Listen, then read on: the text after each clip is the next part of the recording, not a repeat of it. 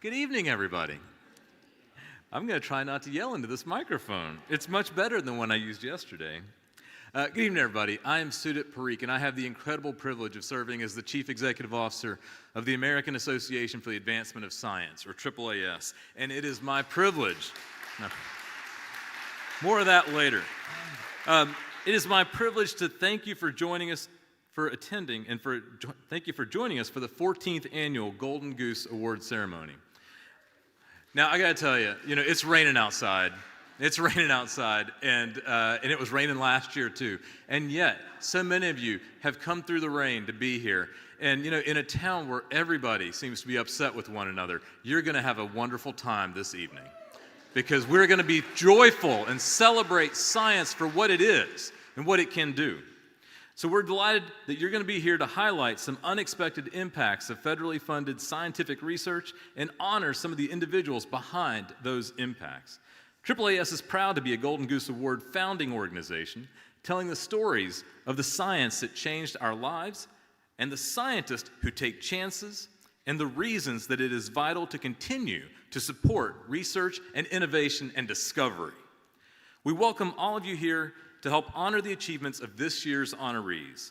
And I'm proud to do that in collaboration with my friend, Barbara Snyder, the president of the Association of American Universities. Barbara?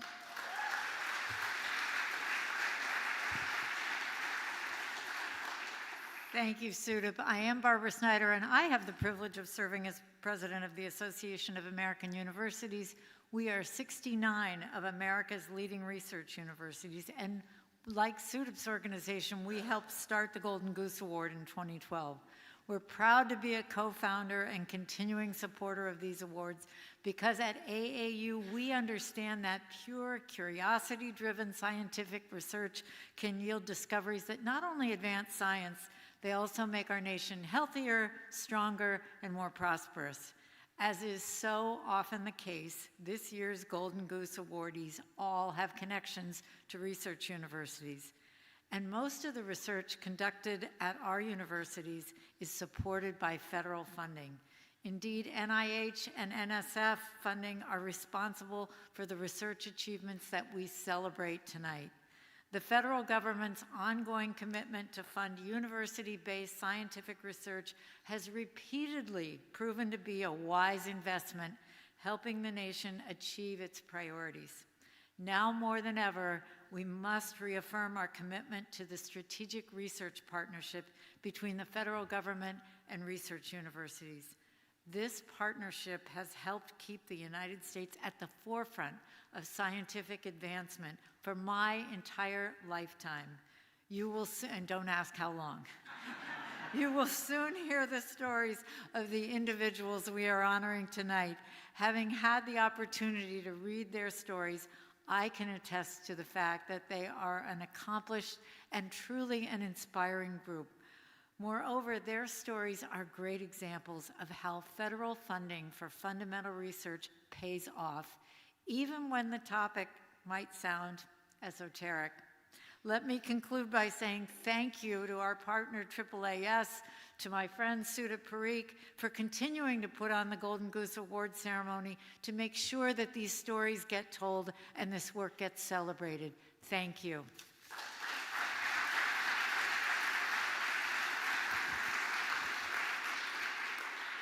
Thanks, Barbara. And now, luckily for you all, it's time for the amateurs to get off the stage and turn to the professional. I have the pleasure of introducing our Master of Ceremonies for the evening, Frank Sesno.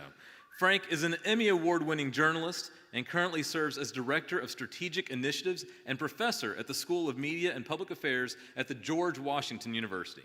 He's also GW's Executive Director of the Alliance for a Sustainable Future. We are grateful and, as ever, thankful to have him as a longtime supporter of the Golden Goose Award and to once again be the Master of Ceremonies. Welcome, Frank.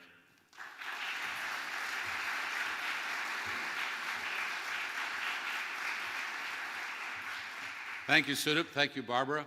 Greetings to everybody in the room and to everybody who's watching via live stream. It is a great pleasure to be here. This is the 11th time I'm doing this. That's more than a decade doing this.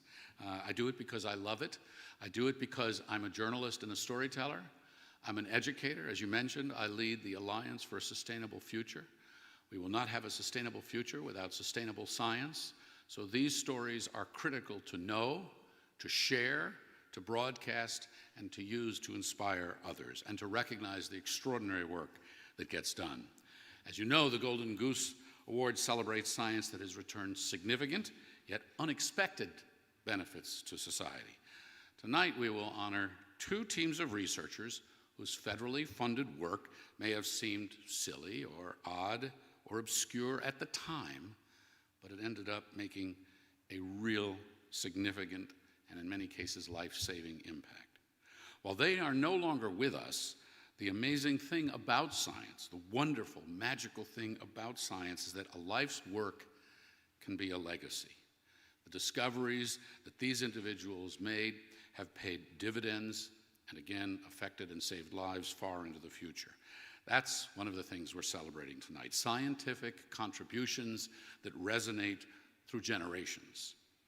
In addition to honoring the awardees, we'll have a little special treat at the end, which I'm looking forward to, a Q&A with Sudip and Barbara. They'll talk about this work, why it's important, and why this is a moment of calling.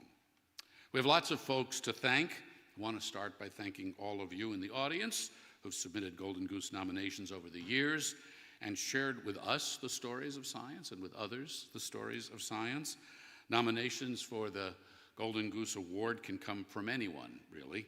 And if you have a story to tell, to share, someone to promote, please do so at goldengooseaward.org. That's goldengooseaward.org.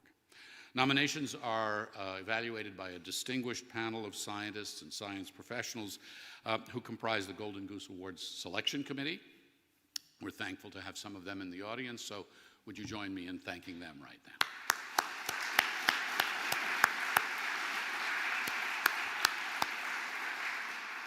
So as we've experienced over the years, as I mentioned, this is my 11th time here, previous awards have come from a wide range of scientific fields.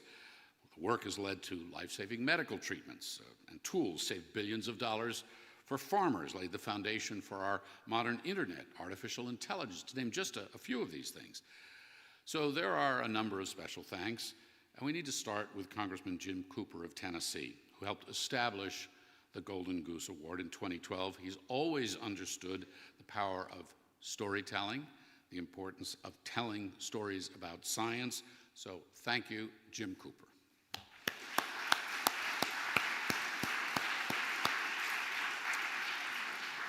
In addition to AAAS, which currently houses the award, and AAU, which housed it in its early years and continues to support it, as Barbara mentioned, the Golden Goose Award is supported by many other organizations and institutions without whose backing this just wouldn't be possible. So I want to shout them out, thank the sponsors who've made the 2025 award what it is. Golden Goose Award champion organization is Wiley, which made a generous multi-year commitment in 2022. You'll hear a bit from Wiley in just a few moments. This year's contributor organizations are the American Society for Microbiology, the Association of American Medical Colleges, the Association of American Universities, Battelle, the Task Force on American Innovation, and Vanderbilt University. We also appreciate the support of many supporter organizations listed on your program. So will you join me in a round of applause for those who make this evening possible?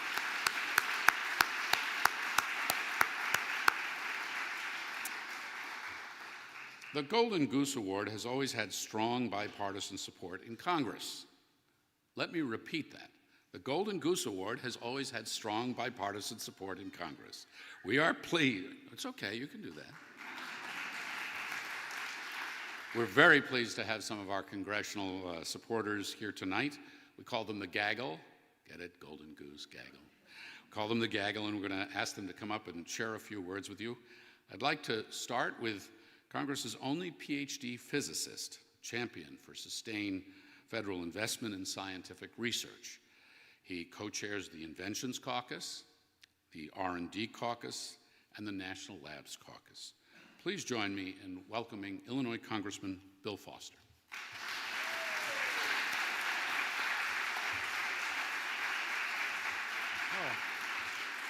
Well, thank you. And I always really look forward to being here each year. And this year, they had closed approximately half the tunnels that normally connect the Capitol complex to here, and so we had to run through the rain at the last moment. My disorganized words are a little less organized than normal, I'm afraid. But, it's also, I do my best to keep a happy face in rough times. But, the truth is that politics is a blood sport. And, if I think about Jim Cooper. His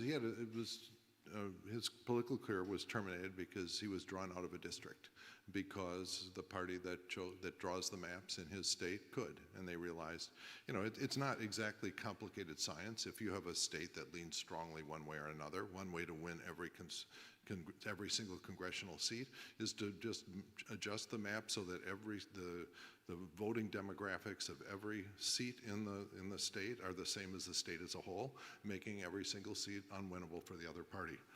And that Jim was a victim of that, geez, close to a decade ago now, and it's a tragedy that Congress has been suffering with for a while. There's obviously, you've probably all read in the newspapers what Texas is doing, and then the retaliation of California. The other member that I collaborate with a lot, Jay Obernolte, I guess is going to be here virtually with a presentation. But when I saw California was retaliating, I say, oh boy, here we go. Us Democrats are now going to go after and assassinate the political careers of great Republican members like Jay Obernolte. We didn't do it. I don't know if that's because of the inconvenience of the map or whether the merit, but whatever reason, I'm happy that he's apparently not going to become a victim.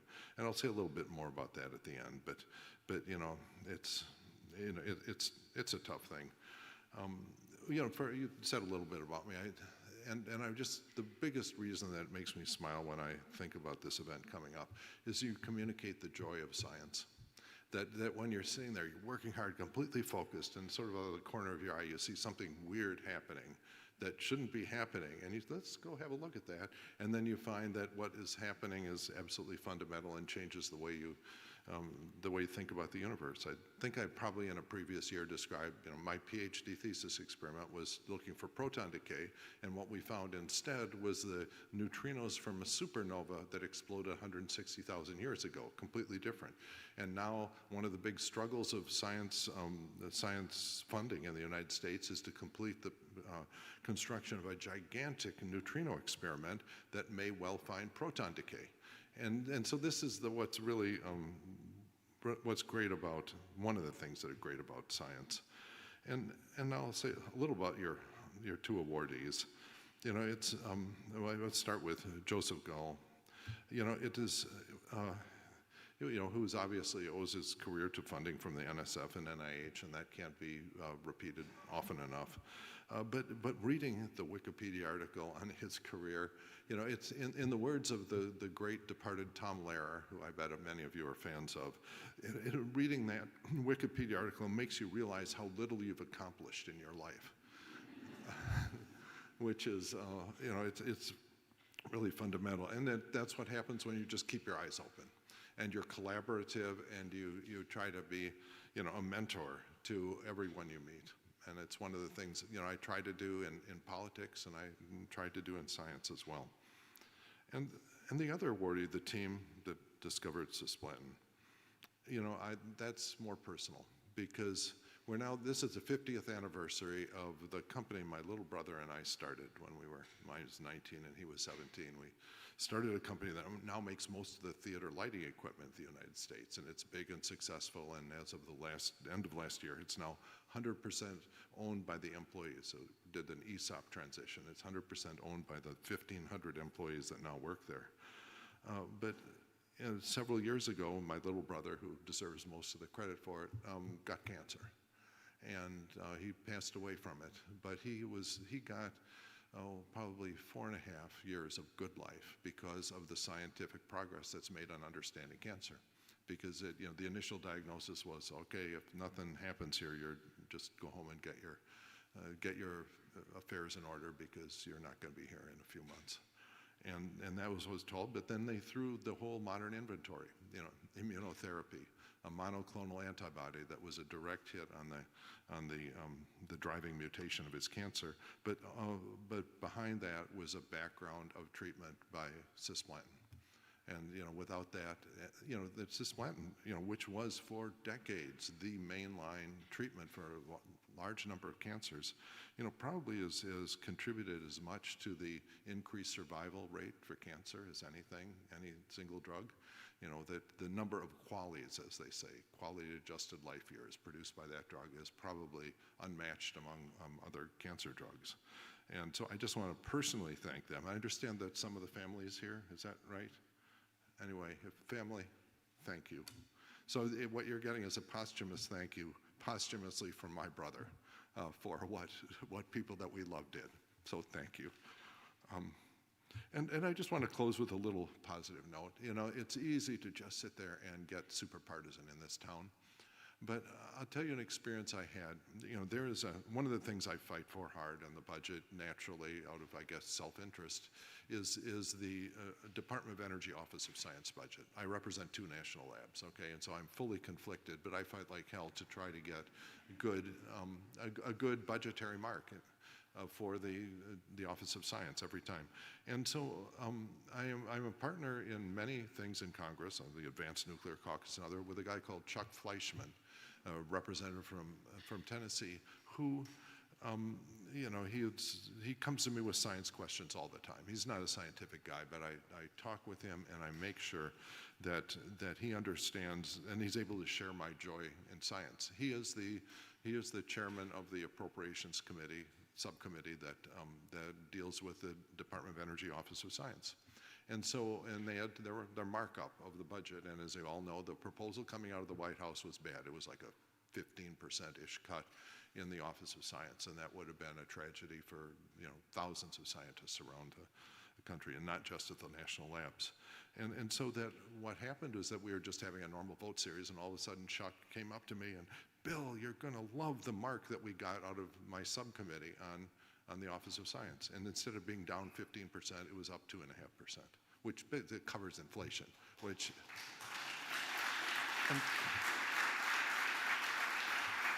And it's a lot of work, and it's worth it, trying as hard as you can to maintain the relationships you can and sharing the joy of science. So I just want to thank you for being part of carrying that through, because that's the best way that we can weather this storm. Thank you all.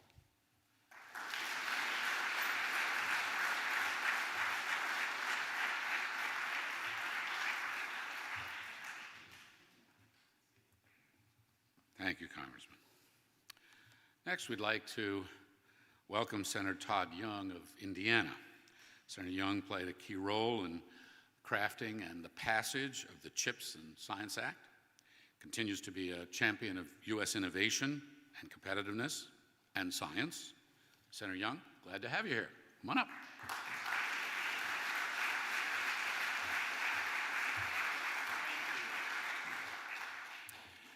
Well, thank you as always to the organizers of this event. I always look forward to it. And thank you to our scientists. I'm always inspired to come here and inspired on almost a daily basis by the work that happens across America, whether it's in our federal labs or our universities or elsewhere. Your work isn't always in the spotlight. In fact, I understand that most of you toil in the trenches, in the laboratories, and most of you are very comfortable with that. But allow me to just continue to pile it on, because I recognize that the key to growth, the key to human flourishing, as I look into coming decades, is really going to be it's going to be as a result of your work and the work of so many others that value science and are passionate about your particular disciplines. So this year there's been, to put it charitably, there's been a healthy debate about the future of science funding and how we can make sure that it best serves our economic interests, our national security interests, and for those who are trying to find a mindset to be cheerful about this. I think that's the appropriate mindset. I really do believe that we have an opportunity to optimize our system. I also believe that we're going to have to come up with a model of research, if one is going to be sustainable, that if different, it's going to have to be clear fairly soon so that we can continue to invest robustly in that model. Of course, as you mentioned, the CHIPS and Science Act, we passed that not long ago. And our proposal there was to authorize, and Congress sanctioned it, it is now law, authorize a doubling of our NSF funding, our DOE funding, not to go the other direction. So we'll continue to work that. As Congress considers how to legislate on AI, quantum, biotechnology, and other emerging technologies. I understand, vast majority of my colleagues in Congress understand, that the base of our country's success is in the development and deployment of emerging technologies that stems from your work, from basic scientific work. Take, for example, our AI success. Much is being made of that, I think, appropriately right now. That stems from basic work on neural networks, or that of America's biotechnology industry, which supports farmers and first responders. And as my staff reminded me, we can trace those roots to 2 Indiana scientists, each of whom were studying a microbe at Yellowstone. So both of these breakthroughs were previously honored here at the Golden Goose Awards. And I highlight these successes because leadership, America's leadership in particular in these emerging technologies, depends on our willingness to keep scientific research and development top of minds. And so all of you play an important role just by your presence here in doing that. So thank you. Without strategic and significant support for our scientific R&D communities, we risk ceding leadership to our adversaries in development, deployment, advancement. Without federal support, we also risk failure of Congress to establish standards to so many of these emerging technologies. Here again, this is an opportunity for us to embed our values in the development, ultimately deployment of these technologies. And I look at this as a U.S. Marine from a national security standpoint. Naturally, if your export-oriented adversaries want to sell into the rest of the world, they have to abide by what we might call Western standards if we lead in development of these technologies and we lead in development of standards. So there's a geopolitical overlay to so many of the advancements that you're responsible for, and we can't forget that. So I'll leave you with one request, and it's to do what I suspect many of you doers and dreamers would do otherwise, and that's just to continue to seek excellence in science, to keep striving to develop solutions to today and tomorrow's hardest problems. And remember that your efforts not only matter to me and millions of Americans who benefit from them every day, but to our future, to my 4 children, and God willing, my grandchildren someday. So thank you for what you do. God bless.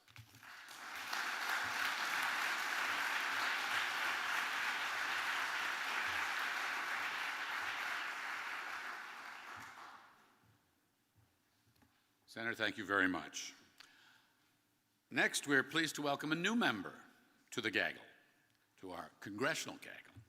He's the only serving member of Congress with a graduate-level degree in artificial intelligence, serves as vice chair of the Congressional AI Caucus.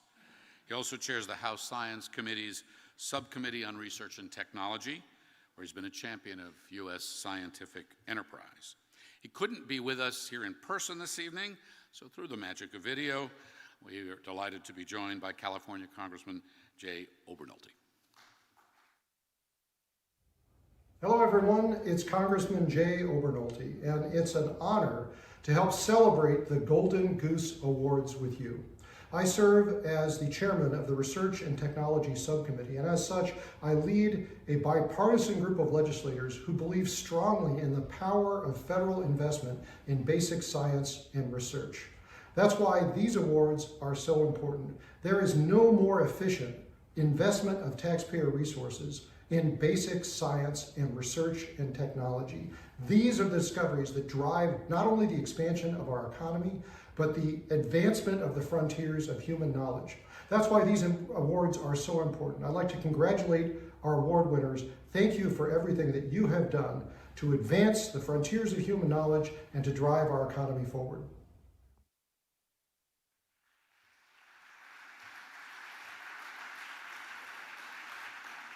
Just a special shout out to Golden Goose and AAAS and AAU for bringing members of Congress from both parties together to make comments like this and to support science in this way. It is so important, and that's a story in and of itself. So great to hear from them. I want to direct your attention now to the screen for a short message from Jesse Wiley, chair of Wiley's board of directors. Wiley is a global knowledge company and a leader in research, publishing, and knowledge solutions, and they're a leading sponsor of the award. Hi, my name is Jesse Wiley, Chair of the Board of Directors at Wiley. On behalf of our organization, I want to send a heartfelt congratulations to all the Golden Goose Award winners this year. Your passion, curiosity, and persistence have led to discoveries making a big impact, often in ways no one could have predicted. It's remarkable to see how fundamental research, starting with a simple question, can lead to breakthroughs with huge benefits. Stories like yours inspire all of us, showing that when we nurture science and give it room to grow, the rewards are exponential. We appreciate the U.S. government's long-standing commitment to investing in science, a commitment we at Wiley have shared for more than 200 years. These investments make discoveries like yours possible and keep America at the forefront of global innovation and progress. We see every day how this support delivers economic opportunity, improves lives, and builds stronger communities across our country and beyond. Thank you for your dedication to asking bold questions, your resilience in overcoming obstacles, and your belief in the promise of discovery. Your work lights the way for future generations of scientific pioneers and innovators. Wiley is honored to celebrate your success and incredible achievements. Thank you.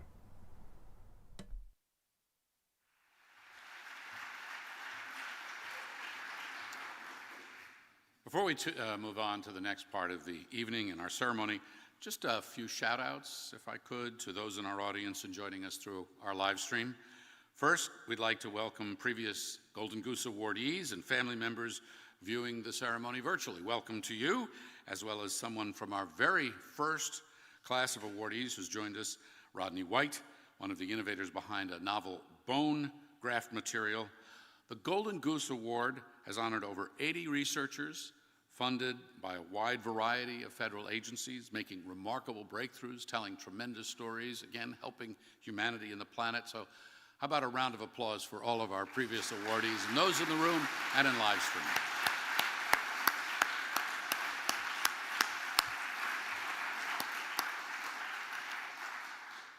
Folks, we're also happy to have those in the room and joining us via live stream who are working to support science on Capitol Hill, in government agencies. Thank you for all you do.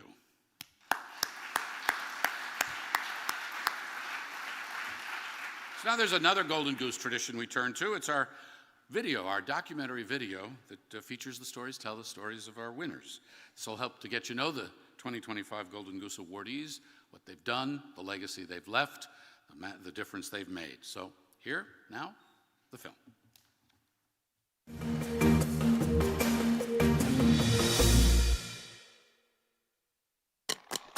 I would say Joe is probably widely recognized as one of the leading figures in our generation as a cell biologist. He was in love with cell biology. He was in love with microscopy. And it was that enthusiasm for science that rubbed off on his trainees as well. So Joe would take us out on these nature walks and demonstrate to us in live motion his curiosity about everything. What were the birds that we were seeing? Were we seeing any insects?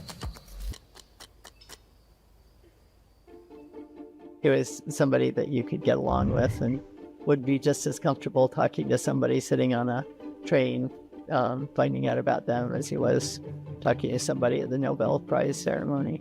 He got interested in books, historical, natural history. He'd always talked very warmly about his mother and how she fostered his interest. By the 5th grade, he was raising his own frogs from the pond that were in his yard and taking photographs of it and making a book that he could give to his teacher that illustrated just the same things that he did for the rest of his life. So he became a naturalist and had a deep understanding of the unique properties of different animal model systems. It was his lifelong dream to try and visualize the position of genes on chromosomes. People had mapped where genes were on chromosomes, but seeing is believing, and so he really wanted to be able to identify by looking at chromosomes through a microscope where a particular gene was located.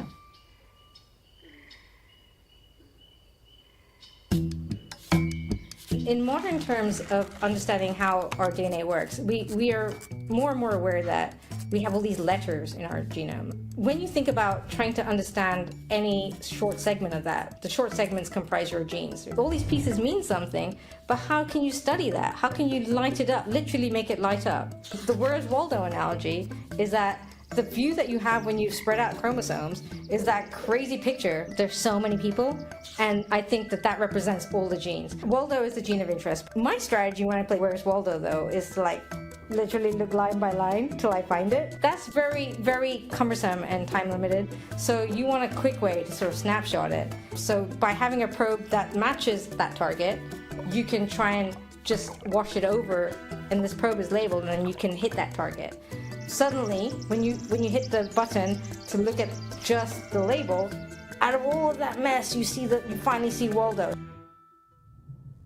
Joe's very first funding was from the National Science Foundation. Years later, those findings and that wealth of knowledge about mechanisms and how things work can be invaluable for developing vaccines or new tools for diagnosis and so forth. This is used for diagnostic purposes as well as to try and understand how far cancer has advanced. One that's near and dear to my heart, because in 2006 I had breast cancer, was to see if there are extra copies of a cancer-causing gene called HER2, which previously would have been a death sentence. With the launch of immunotherapy, you can target specifically the cancer cells, and so the patient is treated with the antibody and now has actually a better prognosis. So the applications for in situ hybridization, it's really useful to consider the context. Joe developed this out of pure curiosity. Joe wasn't really looking ahead to those medical advances.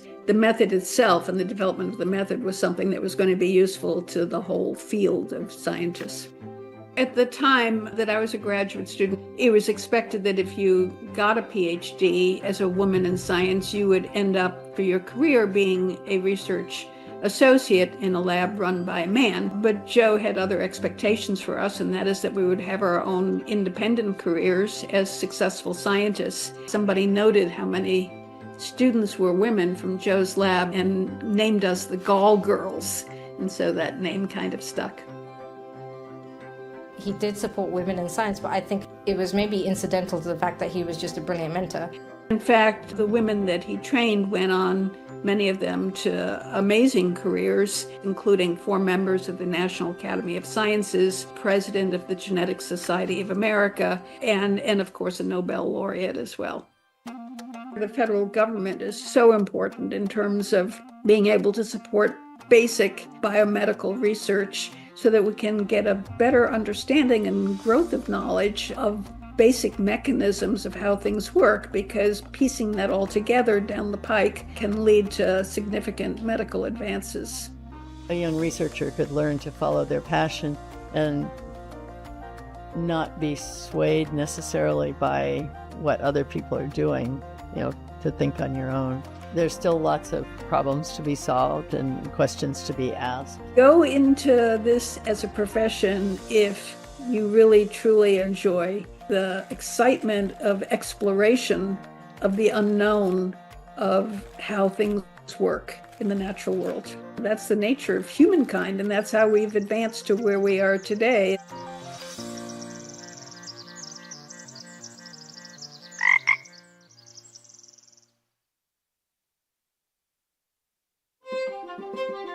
I think my dad hoped that in his scientific career he would do something useful.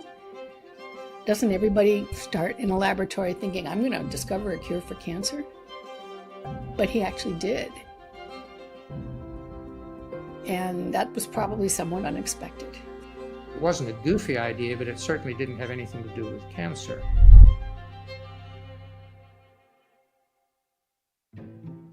Dr. Rosenberg was very personable, very helpful to his students, and had good communication skills with everyone. He was a brilliant biophysicist, but not a chemist.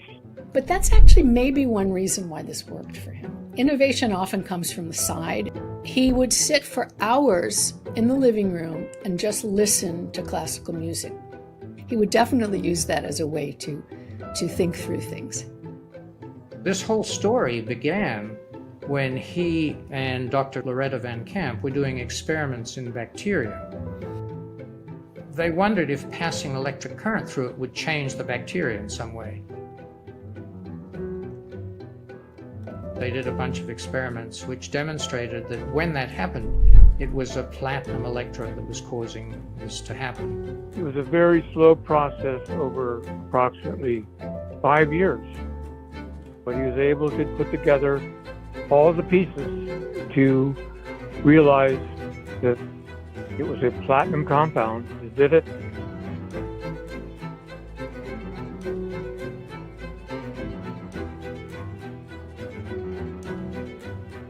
We wonder if it might do the same thing to cancer cells.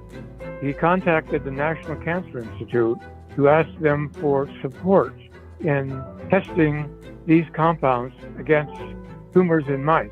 The National Cancer Institute denied him that request initially. He knew there was value in it, and he got a group of students and postdocs together, and I was his first postdoc, to begin studying the whole process and prepare a pure drug that could be used in treating mice.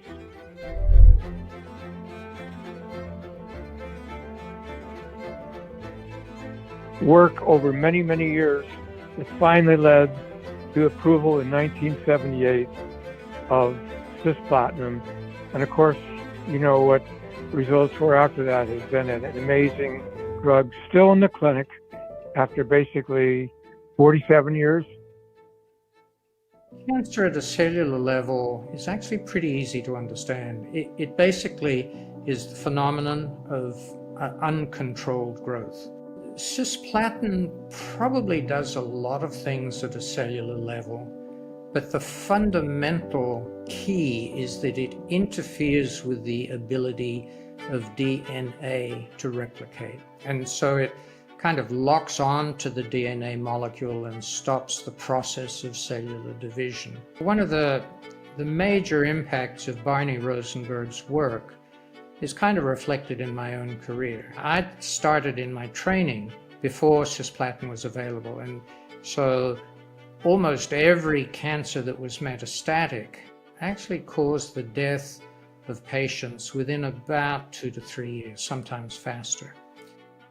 That was particularly dramatic because people who get testicular cancer are aged less than 25, 30. So they're young people, and these guys would show up with advanced cancer and be dead within 2 or 3 years. I was in my 20s. You look at someone in his or her 20s and you kind of think about all the parts of their life that they will lose. Once cisplatin became available, the expectation was to cure most of them. So it was a game changer.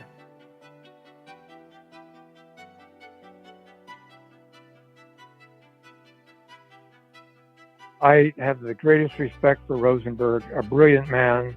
Cisplatin compounds effective against solid tumors all over the world, basically.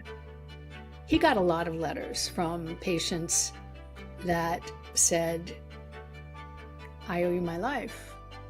And that was quite moving for him. The work that we've been talking about here has saved lives at an incalculable level. If he had been a cancer researcher, maybe he would not have been doing the experiments he had been, or wouldn't have considered the properties of platinum because there was an accepted wisdom about it. It was an incredible discovery.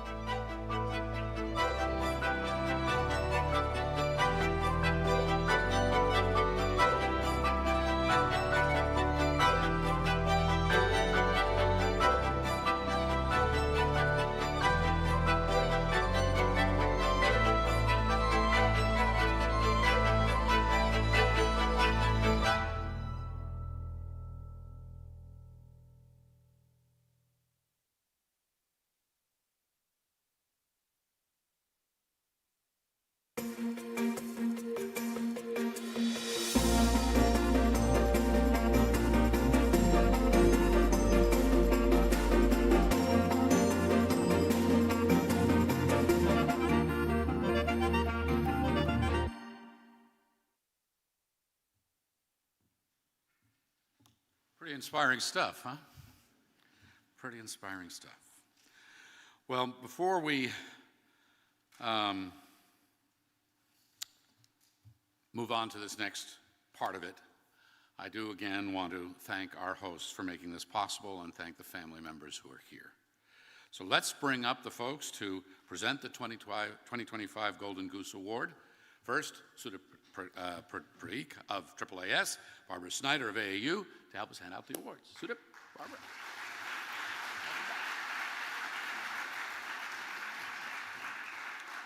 Our first award this year goes to the late Joseph G. Gall. For Dr. Gall, as you saw, who's known as the father of modern cell biology, it was a knowledge of nature and its wild and wonderful organisms that paved the way for the foundational discoveries that came out of his lab, including a technique called in situ hybridization, which has since been widely used in disease diagnostics.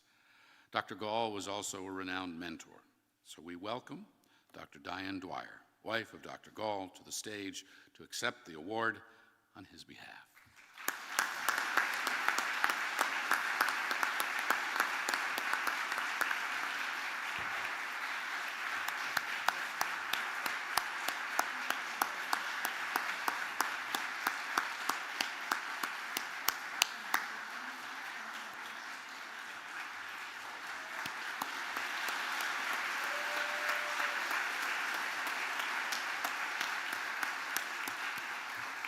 So I'm now going to sneak over here. We'll come back for this next bit in a bit.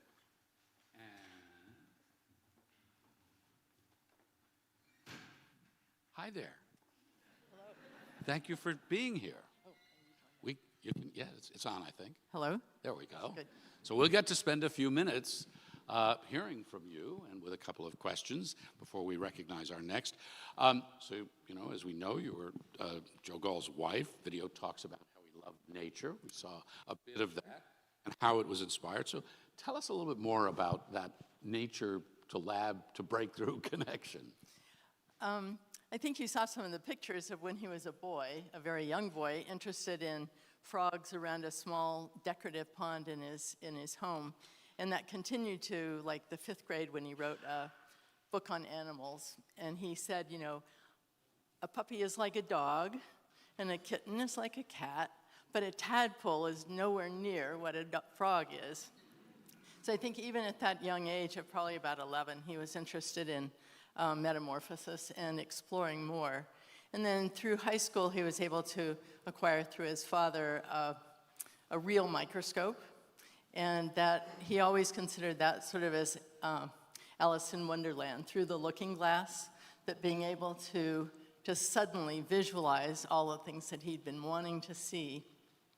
And that just inspired him from then on, I'd say. Do you have a lot of pet frogs in the house? Oh, we did. We some of the pictures there were us finding the frog eggs each year and raising them. As we also heard tonight, Joe was a talented and dedicated mentor.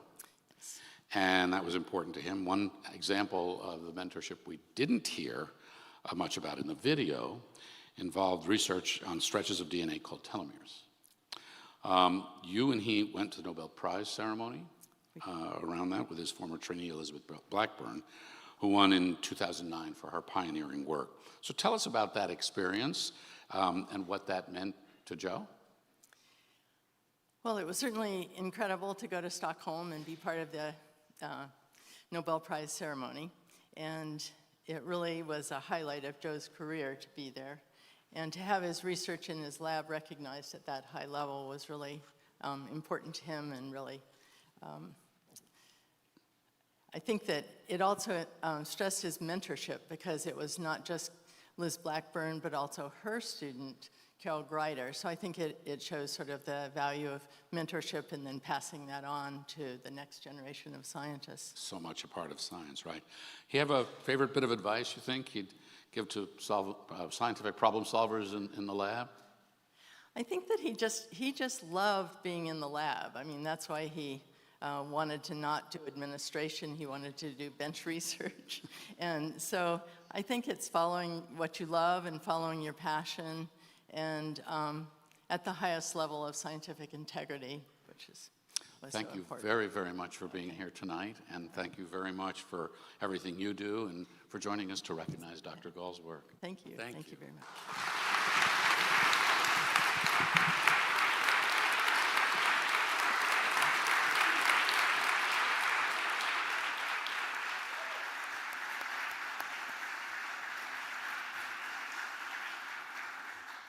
So we'll bring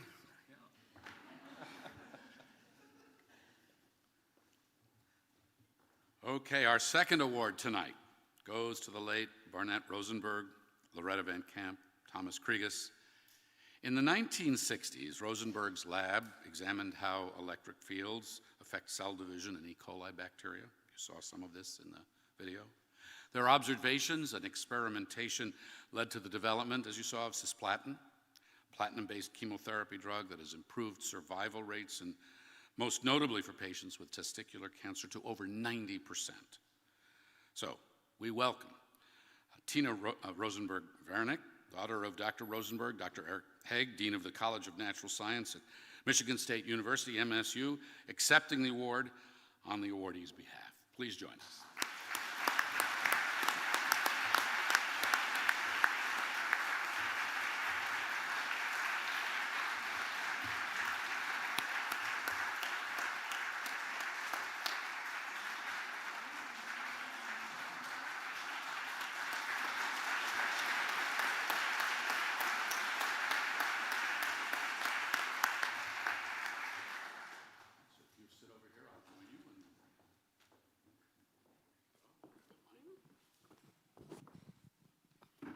See why I keep coming back every year? This is great. So, cisplatin.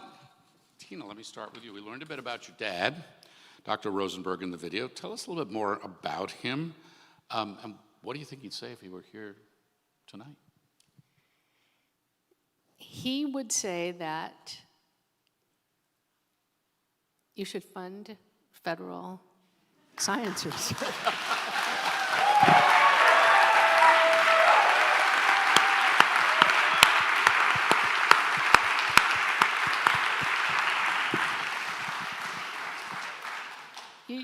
You can't predict what you're going to get, and this was a great example of that. And sometimes it works out in a way with a lot of impact. It saves lives. It changes the course of science and medicine and humanity. Dean Hegg, you're representing Michigan State University. Congratulations. And thank you for being with us, where the work on cisplatin occurred. How important was this federal funding to these discoveries and breakthroughs?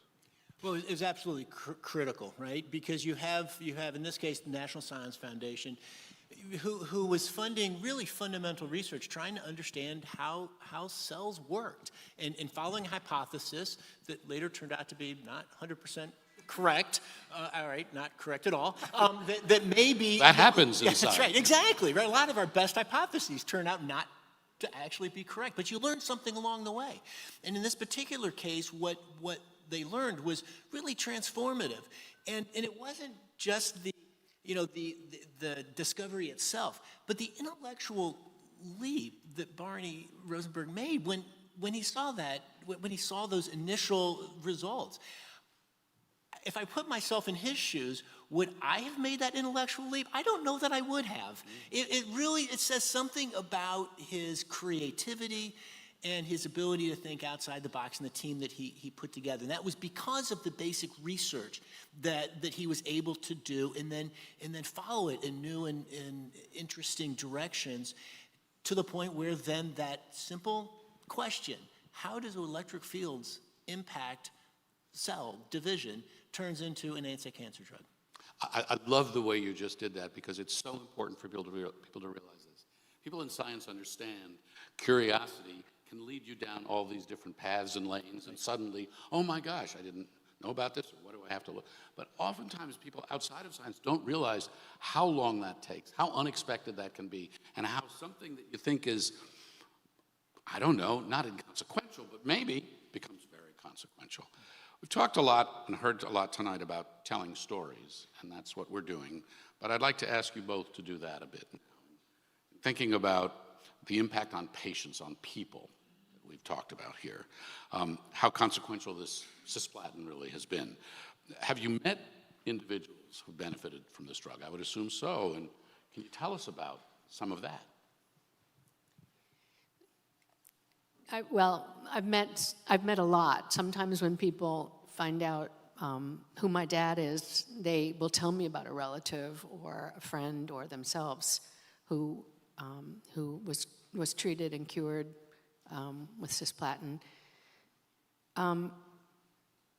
The 40th anniversary symposium of the discovery, which was 10 years ago at Michigan State, they had the first patient who ever took it. A young man who was, I think, 23 when he got testicular cancer in Ohio, and he was dying. I mean, he had weeks to live, and he was around to attend the 40th anniversary of the discovery. Wow. You know, one of the interesting stories that I heard actually occurred just literally 2 weeks ago when some of the news started to break about the Golden Goose Award, and I had somebody email me and tell me how important it had been to them, and they told the story about a dear friend and colleague who ended up with testicular cancer, and then was basically cured. 32 years later, I think this is 1993 is when they found out. 32 years later, cancer free.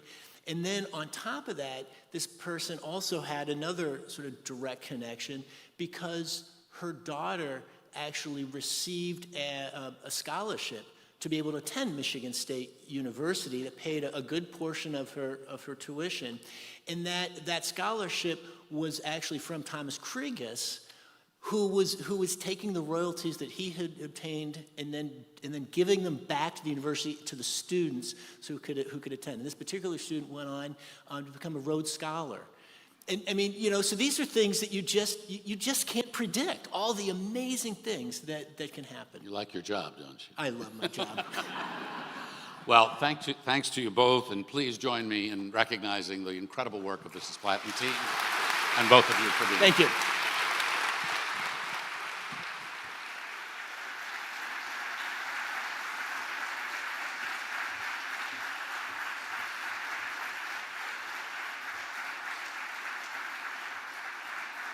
So I'm going to keep standing, and I'm going to keep holding the mic, and I'm going to ask Sudip and Barbara to come back out, and we're going to do something we don't normally do, which is to sit down with them for a couple of minutes and talk about why we're here, what this means, some of what we've heard. Thank you both for everything that you do and for what you stand for and what you promote in this amazing calling.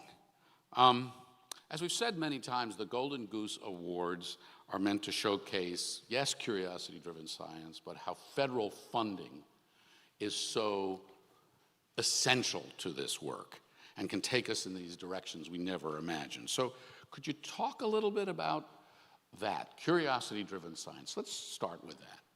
Sure. When I think of curiosity-driven research, what I think of is the profound implications of saying, I wonder why, I wonder how. And it's not driven by the idea that you wanted to do something specific. It's driven by the idea of asking, I wonder why, I wonder how, and then there are massive implications from that. But it starts with a child's question. I wonder why and I wonder how. Curiosity-driven research? Oh, I can give you some great examples from prior Golden Goose stories. Actually, Senator Young gave us 2 great examples. In his remarks, one of them was from just last year, decades before AI was revolutionizing our world. Researchers were looking at the theoretical framework for human cognition, and that translated to the work of the person who won the Nobel Prize after he won the Golden Goose Award, I should tell you. And that's Geoffrey Hinton, who was on this stage just last year for his work on artificial neural networks. It's just incredible what that has produced. And Senator Young also wanted to tell you that 2 scientists from Indiana, and yes, they went to Yellowstone National Park to study thermophiles. That's a heat-loving bacteria that thrives in extreme temperatures, and that gave us PCR technology, which has been a game changer in diagnostics, helping us diagnose infectious diseases, genetic disorders, certain kinds of cancer, and advancing forensic scientific capabilities.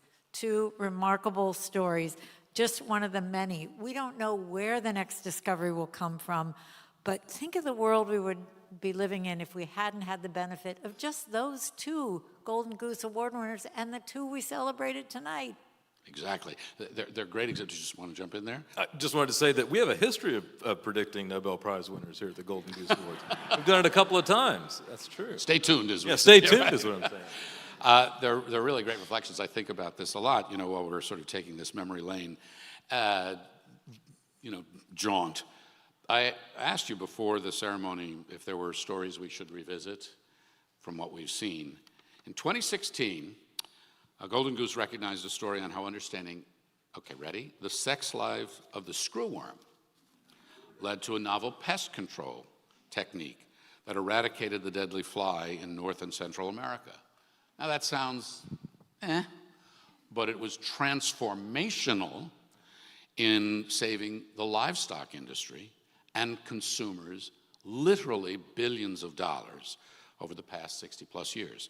The story's timely because here in 2025, we're dealing with a new world screwworm, and Knipling and Bushland's problem-solving technique proving useful once again.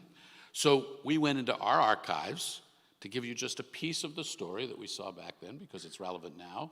So since we're in storytelling mode, let's do it. Let's roll it. After feeding for approximately 1 week, the worms fall from the wound and burrow into the ground to pupate. The research was unique, and so a lot of the things sounded outlandish, and they did receive ridicule from people that didn't really understand. And the life cycle, which lasts approximately 3 weeks, begins again.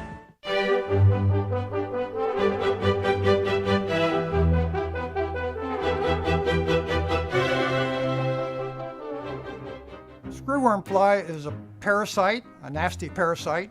They're a nightmare for livestock. The scientific name is Cochlearia hominivorax, and hominivorax actually means man-eater. The female fly lays its eggs in the open wounds of living animals. If the wound is not cured, essentially it is a death sentence to the animal.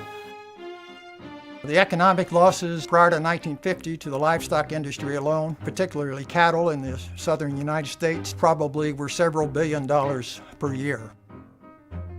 It was my late father, Edward F. Knipling, and his colleague, Dr. Bushland, and others that studied the screwworm fly, developed the sterile insect technique. He was very persistent and tenacious in his ideas. Dr. Bushland was a very energetic and enthusiastic person, not easily deterred or intimidated by anything. His demeanor was actually contagious in a very positive way.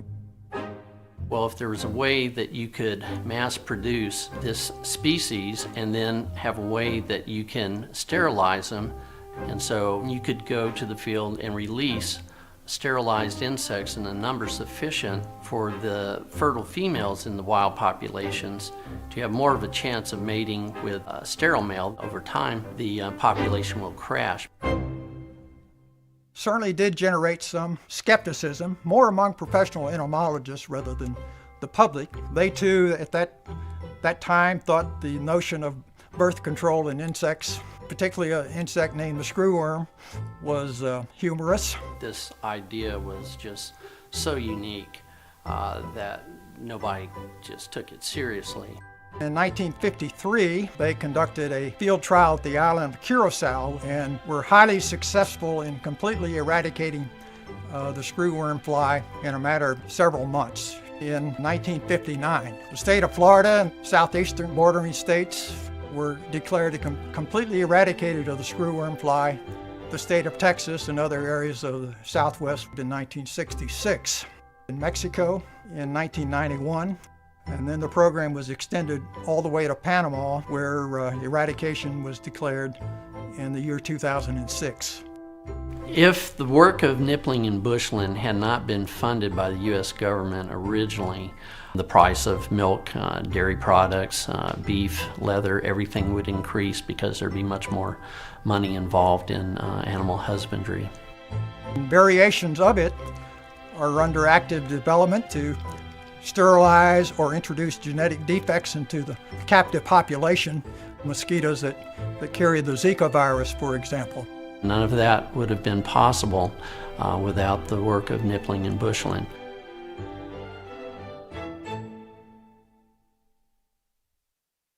Okay.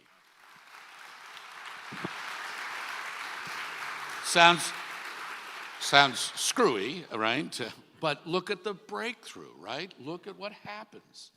And it's federally funded.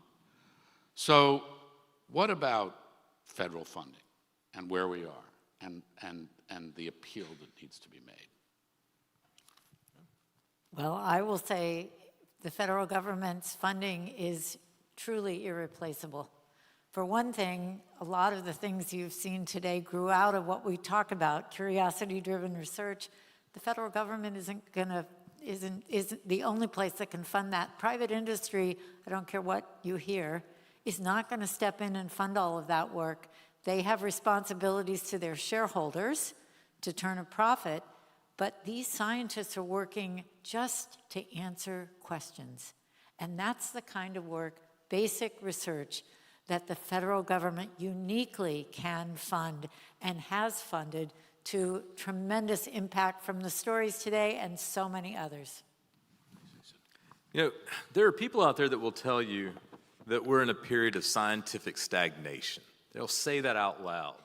And they'll point to the fact that, we haven't cured some disease or we haven't gotten to Mars.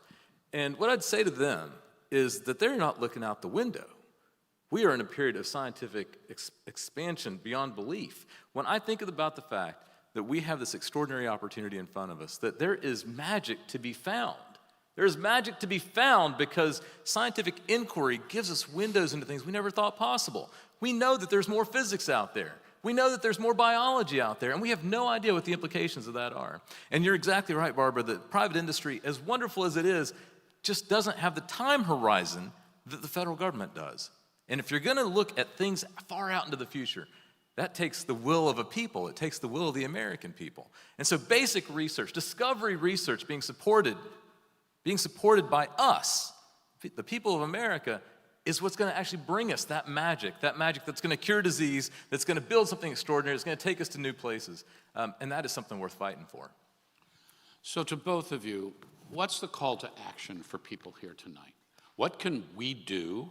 What can we say? What stories can we tell to take the work and the message that we've heard so much and so in such an inspiring way this evening out of here and make a difference?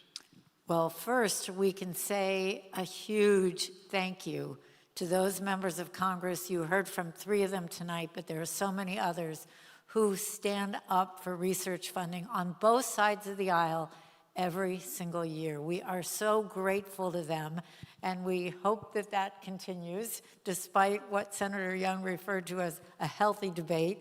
We hope that it continues to have the outcome that it always has, which is tremendous federal investment in research. And I'm going to quote somebody who was the founder of these awards in a certain way, Congressman Jim Cooper from Tennessee, who we mentioned earlier. And he used to like to quote his favorite saying, "Tell me a fact, I'll learn. Tell me the truth, I'll believe. Tell me a story, I'll carry it with me in my heart forever." So that's the key, is telling the story, that the difference this research has made, the difference it's making in the lives of all the American people every day. Taxpayer money extremely well spent. Sudip. It's hard to top that. All I'll say is go visit that member of Congress, tell them that story, give them the emotion, right? The feeling of joy is okay. There's nothing wrong with that. So share that too. Also share the power that comes from it, the implication, the really extraordinary implication of changing people's lives, changing American lives. This is American science. Make the connection to our communities. Make the connection to the fact that it's not something for them, it's of them. Our science is of the American people. Let's make that connection. A closing thought, if I can pick up on what you just said, if I may. I have said at these events every year, I'm so delighted to be here. It's such a pleasure and privilege, because as a storyteller, there are no better stories than these. And I have a bad bumper sticker for what storytelling is. It's a sort of a workover of the hero's journey. I tell this to my students.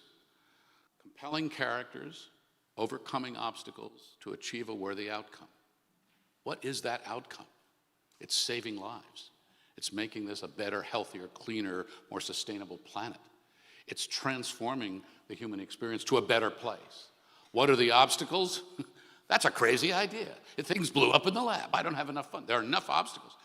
And the compelling character are the scientists, the people who have this passion. Those are the stories that we can tell. And I commend everybody here and all of you to try to think about that, and whether that's talking like that to our neighbor or our son or daughter or a member of Congress, those stories work. Thank you both. Thanks to you, the families and the teams that have made this happen. It has been an honor to highlight this work this evening. Just very briefly, once again, to our members of Congress who are here, our sponsors, to AAAS, to AAU, our amazing guests, to our live stream audience, to those of you in the room, join us at the reception in the Great Hall. Those in the room, live stream, try if you can. And to those watching from home, though, thank you. Keep sharing these stories. Again, Barbara, Sudip, thank you very much. And thanks to you all. Have a great evening. Thank you, friend.